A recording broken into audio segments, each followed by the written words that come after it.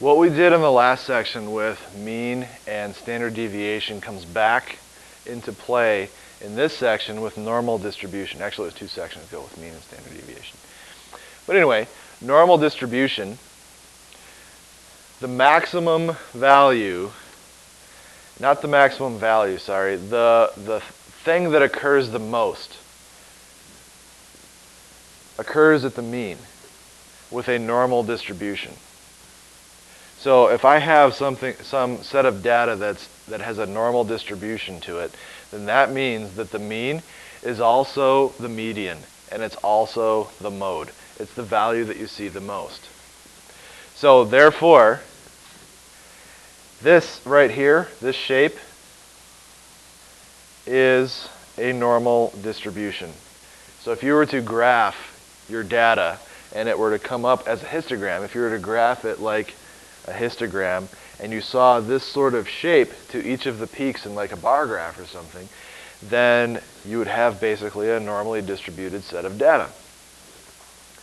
The mean is this guy right here, that central value, that is x bar. And in a normal distribution, the mean, the median, and the mode are all exactly the same. That's because whatever this value right here is the value that gets used the most. So it's also the mode.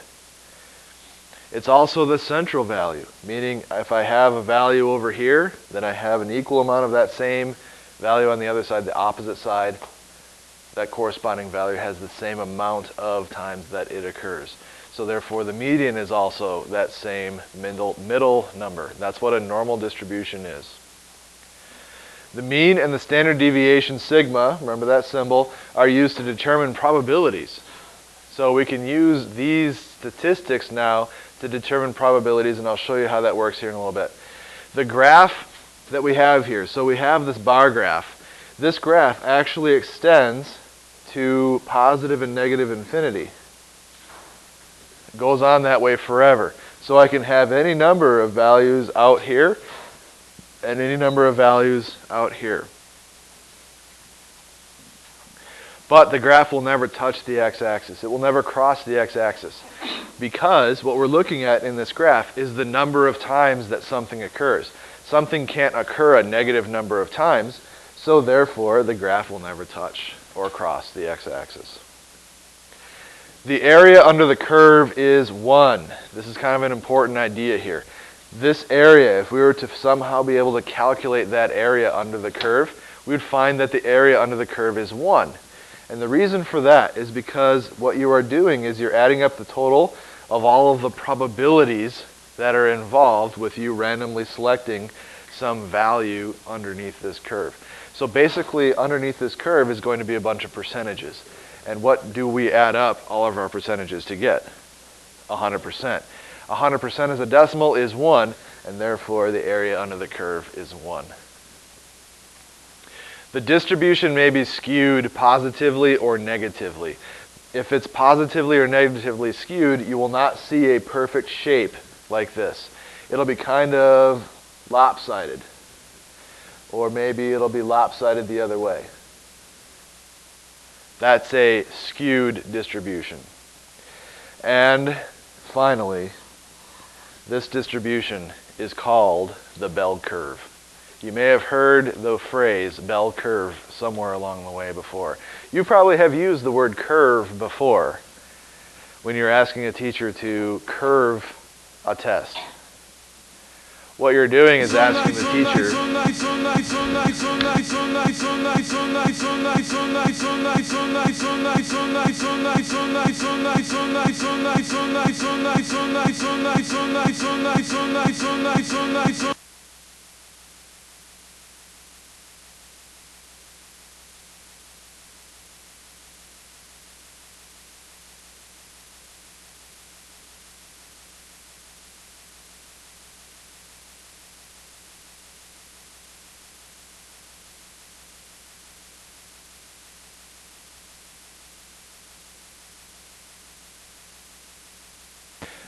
to finish my little story about you using the word curve, let me go back actually. If you were to curve a test, then that means that the average value would be sitting right here. If you ask a teacher, if you ask me to curve a test, I can do that. I can make this or pretend that it's a normal distribution. But then the curve value would be like the C for a grade, which means half the class, we have half of the data lying on this side and half of the data lying on this side, because the median and the mean are the exact same thing in a normal distribution. So that means that 50% of you would get a score that's higher than a C. But 50% of you would get a score that's lower than a C. And on top of that, it's guaranteed that some people would get an F. Even if everybody got a higher score than 80% or more on the test. A normal distribution guarantees, if you curve a test, it guarantees that some people will fail and some people will get an A. Even if nobody got higher than a 50% on the test, some people will get an A.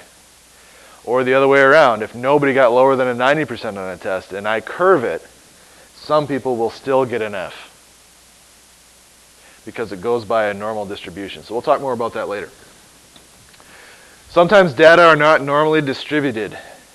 In this case, the data is known as skewed. Data can be positively skewed, normally distributed, or negatively skewed. If you graph your data and you wind up with a bar graph that kind of makes this shape, then the data would be positively skewed. Now this is usually confusing to people. Usually people mix up positively skewed and negatively skewed. The reason that this is positively skewed is we have more data on this side of the hump right here than there is on this side of the hump. And if there's more data on this side of the hump, then the mean has been pulled to the right in the positive direction from where the mean should be. The mean actually would now be like there. And that's why it's called positively skewed. The mean has gone in the positive direction from the hump. Normally distributed, the mean is going to be right at the hump. Negatively skewed, we have more data over here on this side than we do on this side. And that means that the mean, which should be at the hump, is going to be pulled in this direction somewhat. So the mean then would be there. So I'll put an X bar on each one of those to show you, when you review your notes hopefully, that you'll see that the mean has been pulled to one side or the other of where it should be. If it's pulled in the positive direction because of excess data on the right, then it's positively skewed. If it's pulled to the left side of the hump, then it moved in the negative direction, and that's why it's negatively skewed. So let's determine whether the data is positively skewed, negatively skewed, or normally distributed. We have the shoe sizes maybe of people in this building and the number of times that each of those shoe sizes occurs. So we're going to make a frequency table here. We have shoe sizes of 6, 7, 8, 9, 10, 11, and 12. Those are my variables that I'm going to put on my x-axis. So I'll call that 6. I'm just going every 2 here. Maybe I can go every 4. No. 7, 8, 9, 10, 11, and we stop at 12. I guess I could have gone like every 4. That probably would have spread it out a little bit better. Actually, let's do that. Sorry. I don't want my stuff squished. So 1, 2, 3, here's 6. 1, 2, 3, here's 7. 1, 2, 3, here's 8. 2, 3, 9. 1, 2, 3, 10. 1, 2, 3, 11. 1, 2, 3, 4. There's 12. Okay. And then we have a frequency, and we're going from, looks like our low is 2, our high might be around 10. I have no idea how many lines I have here, but let's just call this 5. 1, 2, 3, 4, 5, and 6, 7, 8, 9, 10. That should do it.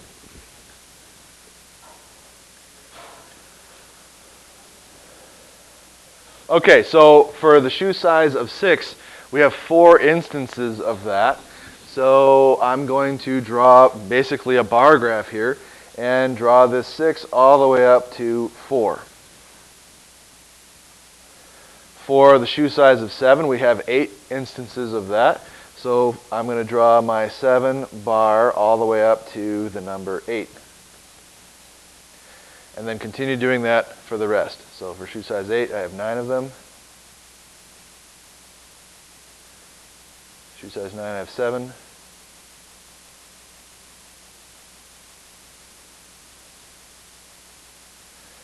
For 10 I have 4. 11 there's 2, and then 12 there's 3.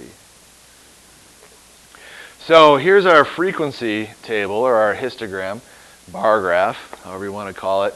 Determine whether the data is positively skewed, negatively skewed, or normally distributed. Well, if I look at the tips of each one of these bars, then I kind of make a graph that basically looks like that. Which graph does that look like? Positively skewed. So that's the answer. And actually, if we were to calculate the mean of this, what does it look like the mean is here, based on this graph? If this was a normal distribution, what would you call the mean, probably? It would be in the hump. It would be in the hump, so it would be around 8. And if we were to calculate the mean of this, it works out to be like 8.4. So instead of 8, it's been shifted over somewhat in the positive direction, so therefore it is positively skewed.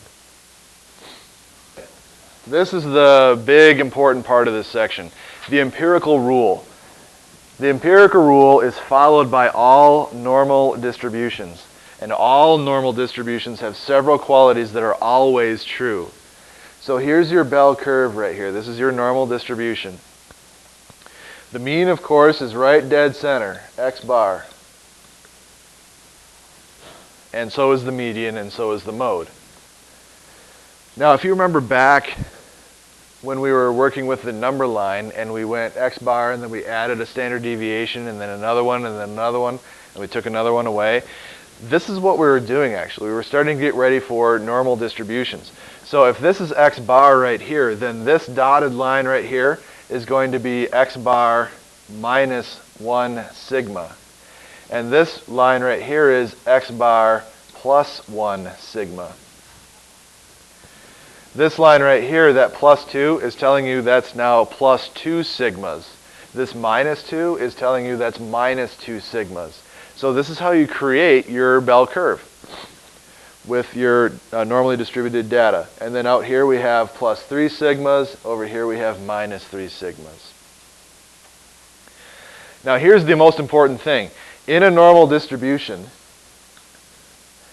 68% of your data is going to fall within 1 standard deviation of the mean. So 68% of the data is sitting right here. Well, I only see 34% and 34%. Why is that?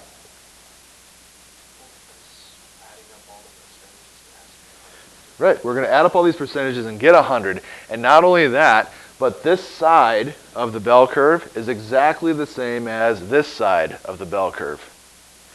So that means that 50% of our data lies to one side of the bell curve, and 50% of our data lies to the other side of the bell curve.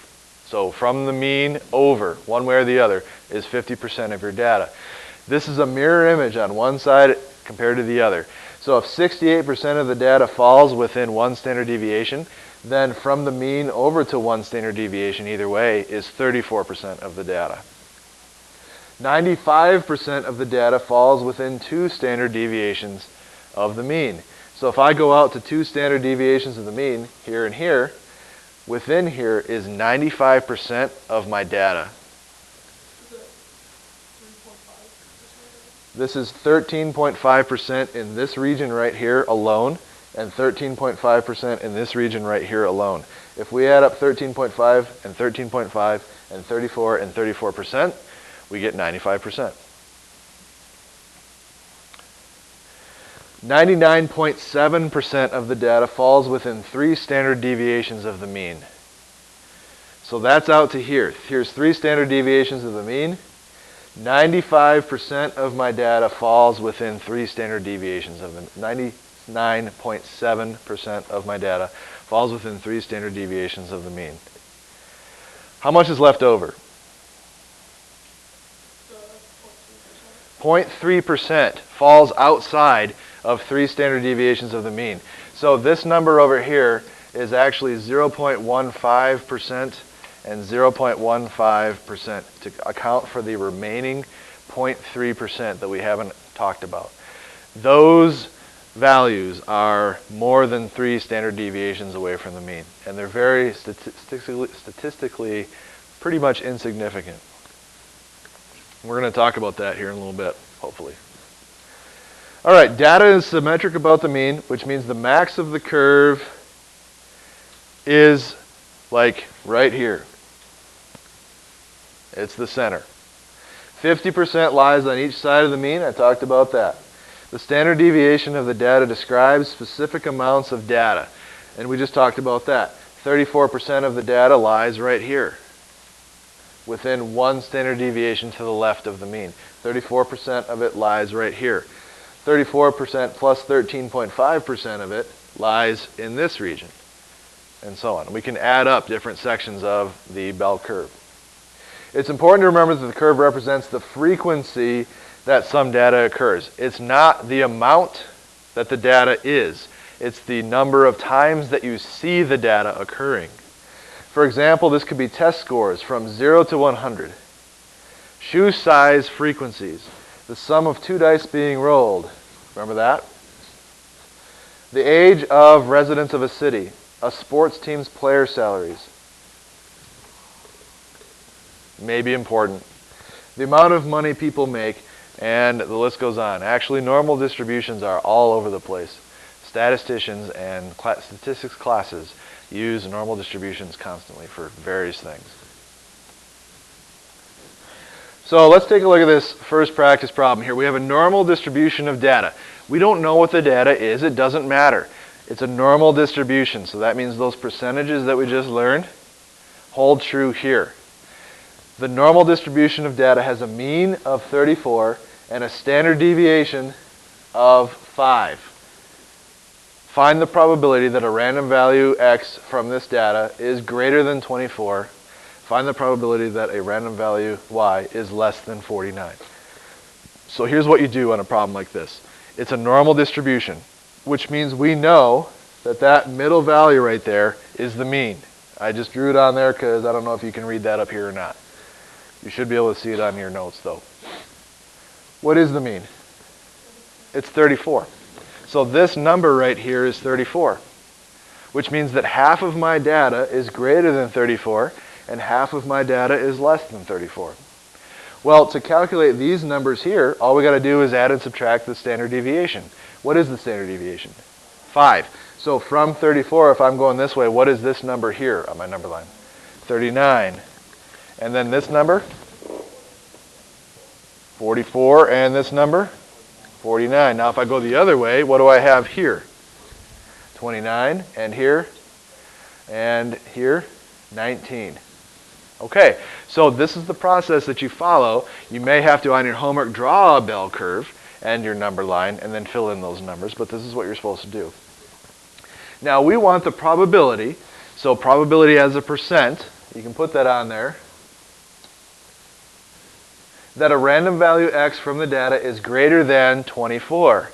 So find 24 on your bell curve. Here it is right here. We want a value that is greater than 24. So any value in that direction is going to be a winner for us. So all we have to do is add up all of the percentages that we know from 24 this way. And then that's the answer. So for x,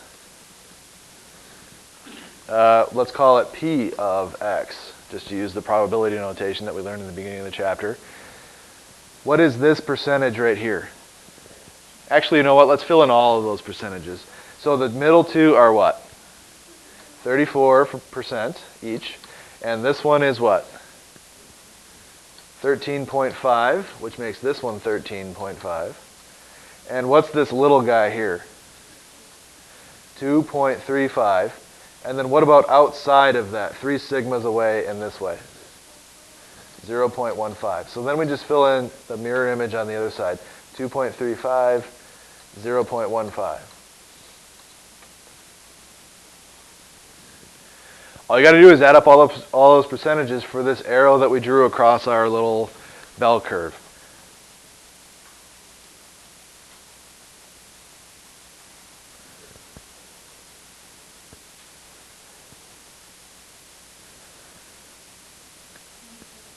Or you do it the smart way. Yeah. You get 97.4 when you add up all these numbers right here. So the answer, the probability, is 97.4%. The other thing you could have done is realize that we have 100% in the whole thing, and the only percentages we're not talking about here are those two right there.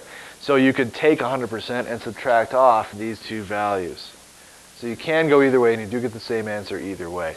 But the answer here is for the probability of x, it's 97.4%. So let's see if we can do y. The probability that a random value y is less than 49. So we're looking for P of y equals, what do we do? Find 49. It's all the way over here. And what are we looking for? Less than 49, which is all of those values that way. So what do we get?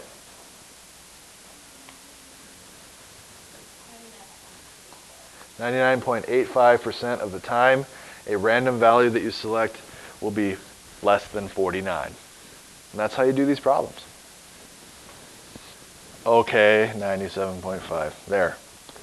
All right, next problem. Different style of problem here. So you have to pay attention to what the problem is asking for. Is it asking for a probability, a percent, or is it asking for a number of something?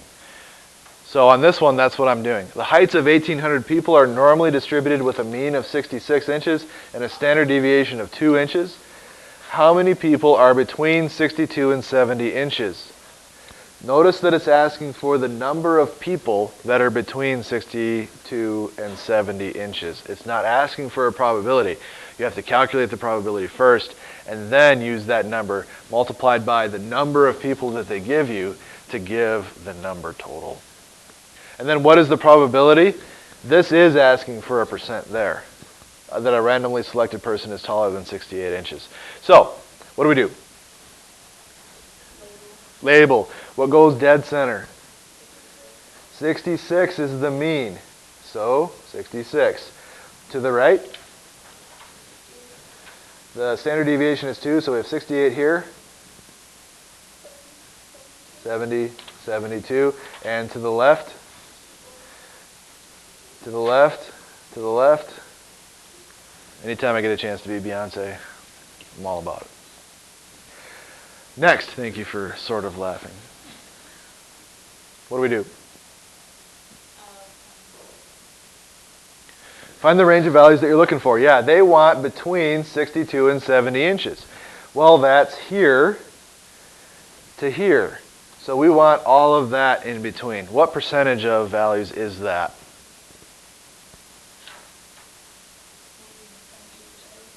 That is 95%. This is 34, 34. This is 13.5, 13.5. You add all those percentages up and you get 95%. So, 95% of the people are between 62 and 70 inches. Well, how many people is that, though? They're asking for how many people. So what do we do? 0.95 times the number of people, and what do we get? 1,710 people. There's your answer. So that's how you do that one. So you got to pay attention to how they ask the question. Are they just looking for a probability, or do they want more? Do they want the number of people or starfish or whatever it is? All right, the second problem here. What is the probability? So this is a percent that a randomly selected person is taller than 68 inches. So what do we do here? Find 68. It's right there. And we're going which way? Percentages more than 68. So we have 13.5 here. What's this one? 2.35. And what's this far one out here? 0.15. We add up 13.5, 2.35, and 0.15. What do we get? 16% is the probability that you'll get a person taller than 68 inches, according to this sample.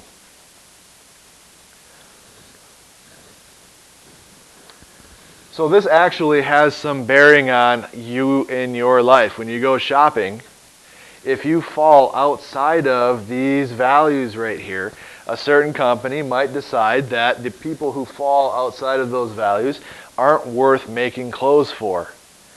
because making these clothes costs a lot of money. You're not going to make as many as you are for the people in this range right here. So the company saves money by not making these sizes and not making sizes for these people out here. So people like me who are very tall have a hard time finding clothes that fit. Or people like me who have long feet have a hard time finding shoes. I can't find shoes anywhere. I have to shop online. People who are very short, people who are very, very skinny or very heavy have a hard time finding clothes that fit because they fall outside of the normal population of people. And companies will not spend money making clothes for them. Okay? All right. I think we have one more to do here. The GPA of 1,200 kids in Wyoming are normally distributed with a mean of 2.6 and a standard deviation of 0.6. How many kids have a GPA between 2.6 and 3.2? What do we do? Label. What goes dead center? The mean. 2.6 and to the right? Yep. Yep. Okay, 4 point what? Does that make sense? Not for us, but if there's schools that have a GPA where you can take like an AP class and the AP grade counts as a 5.0 instead of a 4.0, there are school districts that do that, then you can actually get above a 4.0. And going the other way, I won't be Beyonce this time, she bugs me. 2.0, 1.4, and then 0.8. Okay, now we can answer the question. How many kids have a GPA between 2.6 and 3.2? 2.6 is here, 3.2 is here, so we're looking at that percentage right there, and that is 34%. So the answer to this problem right here is 34%. What is the probability that a randomly selected... Oh, I'm sorry, yes. How many kids? Thank you. How many kids? That's what I get for trying to go fast. I do need the 34%, but now what do I have to do? Right. 0.34 times the 1,200 kids. 408 kids have a GPA between 2.6 and 3.2. Okay, what is the probability that a randomly selected kid has a GPA less than 3.8? What are we doing there?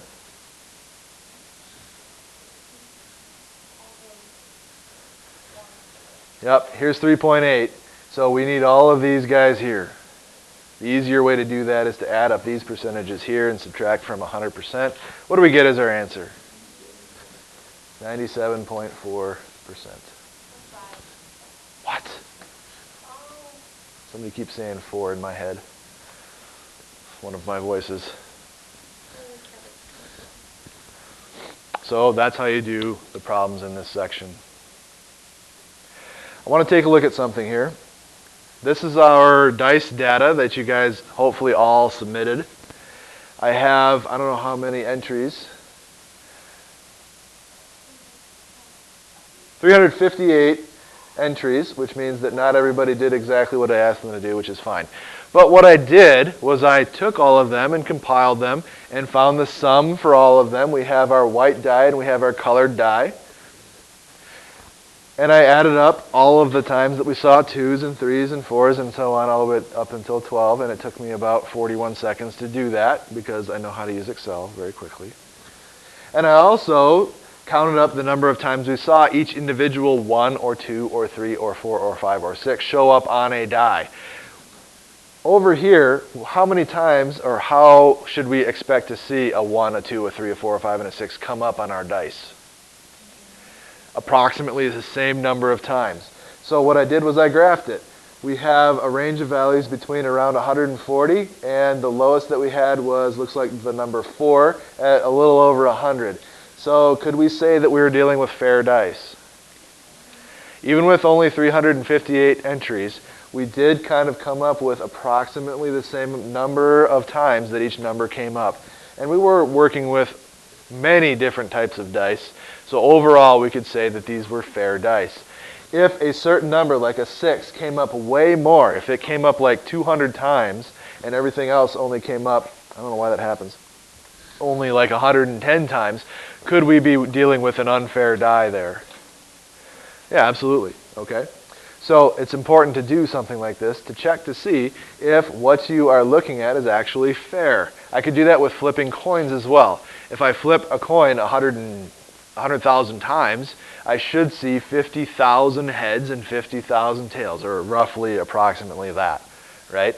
But if I see 75,000 heads and 25,000 tails, then is that a fair coin? No. And if you were flipping that coin, what would you probably pick as your flip to come up? Heads, yeah. Okay, so let's take a look at the frequency of sums.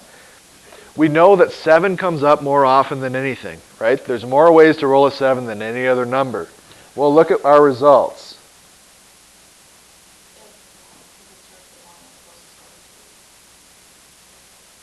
Very good, thank you. That's what I get for trying to do things fast. This should actually be a 2 right here. I just forgot to adjust that on the graph. This is a 2. My data entry number 1 was 2. So, sorry. This is 2, 3, 4, 5, 6. This is 7. We did see 7 come up more often than any other number. Okay? And likewise, the 6s and the 8s did come up more often than any other number besides 7.